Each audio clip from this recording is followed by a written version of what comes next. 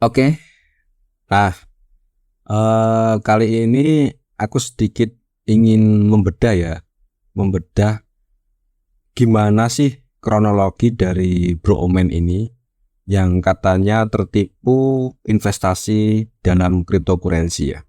Sebelum itu kalian bisa melihat videoku sebelumnya yang menceritakan tentang desentralisasi, tentang cryptocurrency, atau bahkan menceritakan asal mula kenapa adanya Bitcoin atau cryptocurrency ya. Mohon izin ya Bro Omen, channelnya aku bahas dan salah satu videonya aku bahas.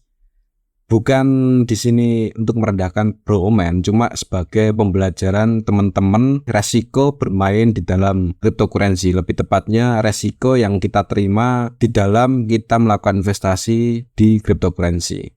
Sebenarnya aku ingin membuat video lain ya untuk menjelaskan cryptocurrency lebih jelasnya ya. Cuma karena aku nggak begitu pandai dalam hal membuat kata-kata, ya saya minta izin menggunakan video dari salah satu video Bro Omen untuk sedikit menjelaskan resiko dari cryptocurrency. Langsung aja, oh ya Bro Omen, kalau video ini tidak berkenan silahkan kasih tahu kepadaku untuk aku hapus di channelku.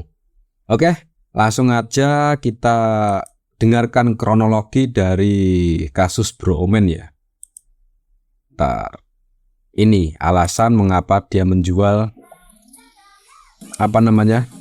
ini alasan dari kenapa kok Bro Omen itu tidak sering mengupload YouTube dan ingin menjual channelnya. Oke, kita dengarkan baik-baik.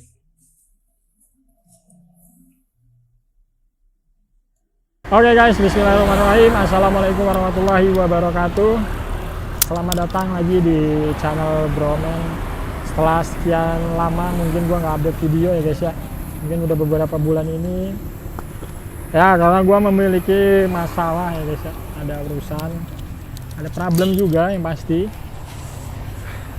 Cuman karena kalian banyak yang nanya juga ya kan, mungkin dengan video ini ya harapan gua mungkin bakal bisa jadi jalan juga ya untuk gua mungkin bisa channel ini mungkin bisa dijual jadiin uang lah intinya. Pokoknya ya benar-benar ini gua benar-benar butuh uang banget guys, karena dengan jual channel pun bisa dibilang masalah gua tuh belum selesai gitu loh. Jadi rumah gua itu pun kemungkinan bakal disita bank. Gua nggak tahu lagi gitu kan. Makanya gua mikirin ya paling nggak gua bisa cari kontrakan lah ya untuk gua sama keluarga gua. Ya. Oke guys ya, jadi ceritanya gua habis ketipu guys. Gua kena scam di kripto. Gua habis kena scam di kripto yang nilainya itu gede banget ya. Semua aset gua terpaksa harus gua jual, bahkan disita. Karena saat gua terjun di kripto, gua tuh all in guys. Gua all in karena gua kemakan omongan teman gua untuk beli koin itu ya. Koin yang gua kena scam ini. Dan itu pun sebenarnya ya gue bukan karena nggak ada dasar sama sekali, nggak ada modal sama sekali, nggak ada ilmu pengetahuan sama sekali ya di kripto ini. Gue udah sempat soalnya nyobain magicnya kripto ya saat gue menang gitu, saat gue profit teman-teman. Dan yang mana itu benar-benar membuat gue kayak wow, bisa secepat ini gitu loh. Dan itu gue ngerasain sendiri ya, bukan gue dikatain anak teman-teman, bukan, karena gue ngerasain sendiri. Dan itu pun itu yang ngajarin teman gua kebetulan ya kan, karena ya mungkin itu bahasanya kebetulan ya guys ya, itu kebetulan hoki lah bahasanya. Jadi saat itu gua modal 1 juta, besoknya itu modal gue jadi 10 juta guys. Jadi gua langsung tercengang. Sampai sini dulu untuk pembelajaran yang bisa diambil untuk teman-teman semua. Yang pertama, cryptocurrency itu dia tidak memiliki dasar atau tidak memiliki fundamental yang begitu kuat seperti investasi yang lain seperti emas ataupun seperti saham dan lain-lain. Jadi cryptocurrency itu resikonya itu sangat-sangat besar di semua cryptocurrency. Itu yang pertama. Makanya kebanyakan orang atau kebanyakan influencer itu mengatakan kalau mau berinvestasi di dalam kripto jangan pernah all in. Ingat, jangan pernah all in. Dan di portofolioku sendiri, aku berinvestasi di kripto itu hanya maksimal 10% dari total kekayaanku. Itu maksimal.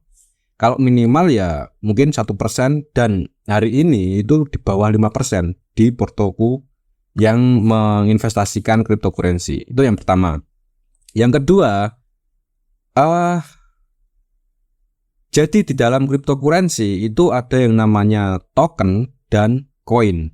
Ya, ingat ya, ini mungkin nanti sebagai pembelajaran selanjutnya ya. Nah, perbedaannya itu adalah kalau token itu dia dibangun di atas jaringan blockchain yang sudah ada. Misal Bitcoin. Nah, ada yang membuat token atau developer yang membuat token di dalam jaringan blockchain ini sendiri. Contohnya seperti ini, di dalam bank atau di dalam perusahaan bank. Contohnya BCA lah atau mungkin BRI lah.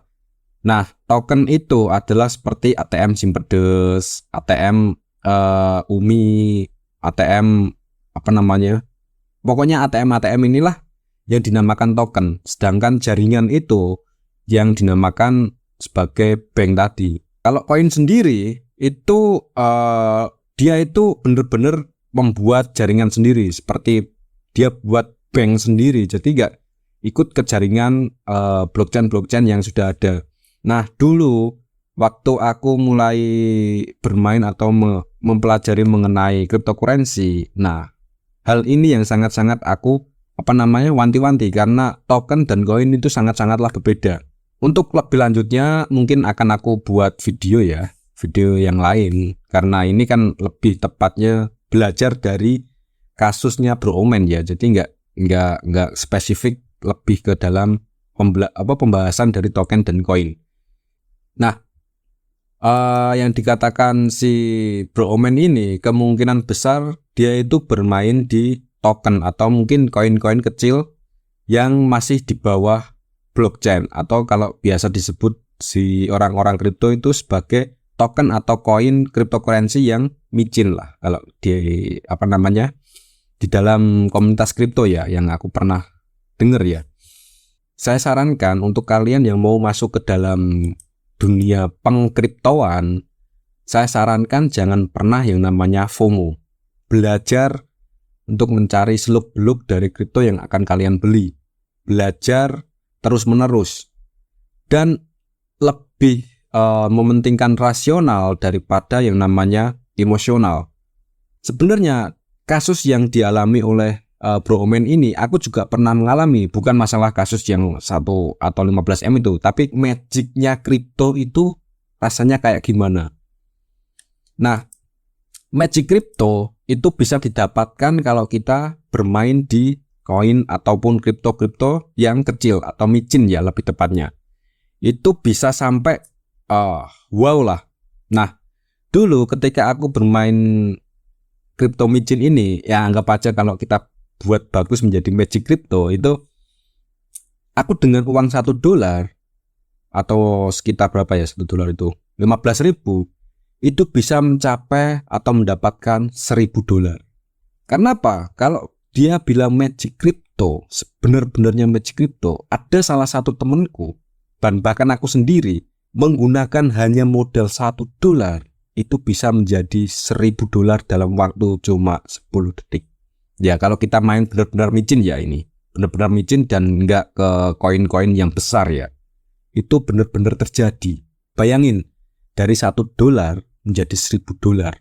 Kalau kita memiliki emosional yang sangat-sangat tidak terkontrol, maka kita akan menambah lagi dan akhirnya hilang.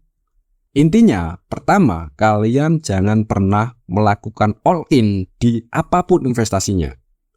Yang kedua, pelajari dulu apa yang benar-benar kalian investasikan. apa yang kalian benar-benar beli di dalam investasi ini. Tahu dasarnya, tahu kedepannya gimana, roadmap-nya kayak apa kalau di dalam kripto ya, dan smart kontraknya seperti apa, siapa developernya, dan bagaimana kelanjutan dari kripto ini. Dengan cara melihat roadmap-nya di dalam kripto ini, kita bisa mengetahui ke arah mana atau koin ini akan terus hidup. Yang ketiga, jangan pernah FOMO.